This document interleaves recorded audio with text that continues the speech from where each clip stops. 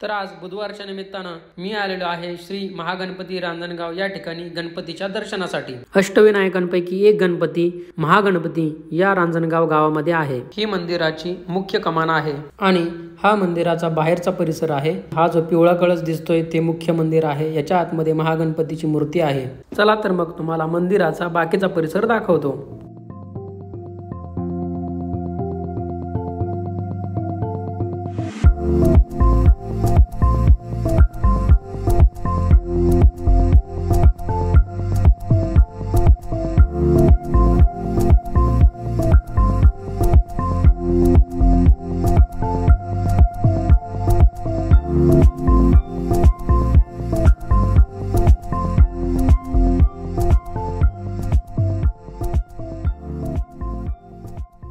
तर अशा पद्धतीने आज महागणपतीचं दर्शन केलं। व्हिडिओ आवडला असेल तर चॅनलला सबस्क्राईब